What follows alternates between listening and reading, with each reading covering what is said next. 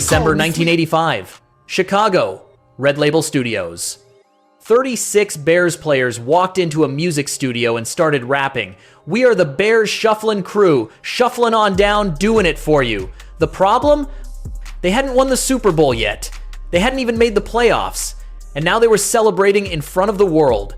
The media went crazy. Rival teams got angry. And Coach Mike Ditka knew, if the Bears lost, this video would be the biggest embarrassment in history.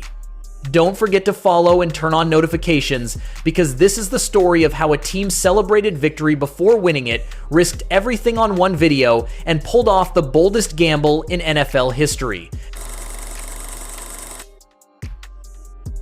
The 1985 Bears were on a mission. The previous season, they'd lost to the San Francisco 49ers 23-0 in the NFC Championship. It was humiliating. The locker room afterward was silent. Nobody spoke, just pain. Walter Payton stared at the floor. Mike Singletary punched a wall. And quarterback Jim McMahon made a promise. Next year is ours. That promise became obsession. When the season started, something was different. Summer camp was brutal. Players arrived early, stayed late. Mike Ditka, the head coach, noticed it. "This team is special," he told his coaches. Buddy Ryan, the defensive coordinator, was building something revolutionary. His 46 defense was aggressive, unpredictable, and about to change football. The Bears dominated the season. By mid-November, they were nearly undefeated. Then came the revenge game, San Francisco 49ers. The Bears crushed them 26-10 in their own stadium. The defending Super Bowl champions were destroyed. And the Bears celebrated like they'd already won it all. Jim McMahon was the loudest personality in football. Punk rock haircut, sunglasses everywhere, even indoors. He provoked opponents and challenged authority. "I'm Jim McMahon. I do what I want." His teammates loved him. Walter Payton, the calm professional nicknamed Sweetness, said, "Jim gives us courage." Mike Singletary, the fierce middle linebacker, agreed. "Where Jim goes, we follow." William Refrigerator Perry changed everything. A 330-pound defensive tackle who Mike Ditka used on offense as a running back. When Fridge scored touchdowns, America went crazy. He appeared on Saturday Night Live, David Letterman, in commercials. But some weren't happy, especially Walter Payton. After 11 years with the team, a rookie was getting more attention. Payton never said it publicly, but he felt it. By November, the Bears weren't just confident. They were arrogant. "We're going to the Super Bowl. Nobody can stop us." They believed it. And they wanted the world to know.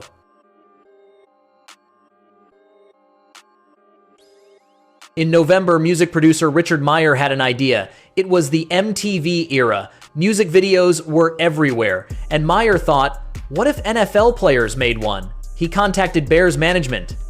"I want to make a rap video with your players. It'll be called the Super Bowl Shuffle. They'll celebrate winning the Super Bowl." Management was shocked. NFL players rapping and celebrating before winning? Meyer responded, "This team is going to win, and it's for charity. All proceeds go to poor kids in Chicago." The charity angle changed everything. But they needed Mike Ditka's permission. Ditka was torn. One voice said, "This is stupid and distracting." Another said, "It's for charity and might boost confidence." He talked to Buddy Ryan, who shrugged, "Let them have fun. I'll handle the field." After 3 days, Ditka decided, "Okay, but they can't miss practice. You shoot on their day off. And if it distracts the team, I shut it down." Meyer smiled. "You won't regret this." December 9th, Monday morning, the Bears' day off. 36 players showed up at Red Label Studios. Walter Payton smiled. "Let's do this." Jim McMahon wore sunglasses indoors. "I'm going to rap and the world will watch." William Perry laughed. "Dance? Me? Okay." The studio was chaos, cameras everywhere, 80s rap music playing. Producers gave instructions, one at a time, say your line, then we'll do the chorus together. Walter Payton went first. Well, they call me Sweetness, and I like to dance. Running the ball is like making romance. He'd waited 11 years for a Super Bowl, and now he was celebrating it before winning. He knew the risk, but he believed. Jim McMahon came next. I'm the punky QB, known as McMahon. When I hit the turf, I've got no plan. I just throw my body all over the field. I can't dance, but I can throw the pill. He pointed at the camera. We're not here to start no trouble. We're just here to do the Super Bowl shuffle. It was a manifesto. Then, Refrigerator Perry's turn. Everyone wondered, would a 330-pound tackle really dance? He approached the mic. You're looking at the fridge. I'm the rookie. I may be large, but I'm no dumb cookie. Then he danced, shuffled, right step, left step. Slow and heavy, but hilarious. The crew went wild. Fridge, fridge, fridge. Cameras rolled. Producers laughed. This was gold. Mike Singletary delivered his line with intensity. They call me Samurai because of my haircut. I run through opponents like they're not even there, cut. Richard Dent. I'm Richard Dent, the man they call Sack Man. I rush the QB just as fast as I can. Willie Gault, the fastest player. I'm Willie Gault, and I'm here to say I'm the fastest thing on the field today. Then the chorus. All 36 players together. We're not here to start no trouble. We're just here to do the Super Bowl shuffle. They danced in unison. Simple choreography, but incredible energy. Because the Bears believed it. The shoot lasted 5 hours. Some moments were perfect. Refrigerator's dance, McMahon's attitude, Payton's seriousness. Some were disasters, but something special had been created. In a few weeks, MTV would air it. But first, the Bears had to make the playoffs and win. Because if they lost, this would be catastrophic. Before the video aired, word leaked. The Chicago Bears made a rap video celebrating a Super Bowl they haven't won. Headlines exploded. The Chicago Tribune, this is arrogance. Arrogance leads to downfall. The New York Times, if they lose, this video will haunt them forever. ESPN commentators attacked. You don't celebrate before you win. That's basic. The Bears are setting themselves up for massive embarrassment. Rival teams used it as motivation. If we play them, we'll shove that video down their throats. Los Angeles Rams coach John Robinson, this is disrespectful. We'll teach them a lesson. Dallas Cowboys fans were furious. We won 6 Super Bowls and never made a video. Chicago loved it though. The song played everywhere. People shuffled in the streets. But even Chicago fans were nervous.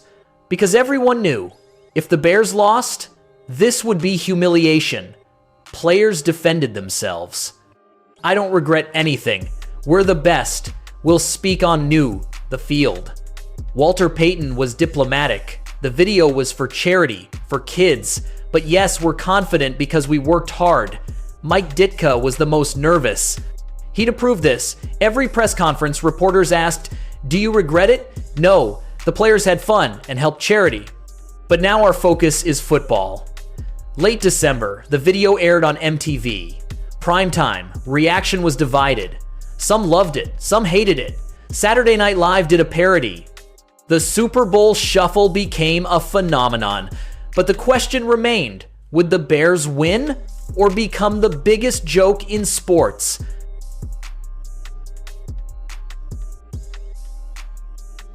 January 4th, 1986, playoffs began. First game, Bears versus New York Giants, Soldier Field, minus 10 degrees, brutal cold. But 60,000 fans packed the stadium. Everyone knew the song. The tension was obvious. What if the Bears lose? Before the game, Mike Ditka spoke, "The world is watching. Because of that video, everyone wants us to fail. Either we win or we become a joke. Go out there and win." Buddy Ryan told the defense, "Crush them. Don't give them a single point." The Bears dominated. Phil Simms was sacked 6 times. The Giants couldn't function. Jim McMahon threw touchdowns. Walter Payton ran hard. Refrigerator Perry scored a touchdown. The crowd went crazy. Final score, Bears 21, Giants 0, shutout. In the locker room, one more game to the Super Bowl. January 12th, NFC Championship, Bears versus Los Angeles Rams. Soldier Field again, freezing rain, miserable conditions. The Rams had Eric Dickerson, who'd rushed for 2,000 yards. Rams coach Robinson was confident. The Bears are distracted. Dickerson will run all over them. They were wrong. The Bears defense destroyed Dickerson. He got only 46 yards the entire game. Final score, Bears 24, Rams 0. Another shutout. 2 playoff games. 0 points allowed. The Bears were going to the Super Bowl. The prophecy was coming true. The locker room erupted. Jim McMahon sprayed champagne. Walter Payton cried tears of joy after 11 years. Mike Ditka was relieved. The video didn't hurt us. It motivated us. Buddy Ryan smiled. 0 points in 2 games. That's how you do it. Players sang together, "We're not here to start no trouble. We're just here to do the Super Bowl shuffle." But this time, it wasn't just a song. It was reality.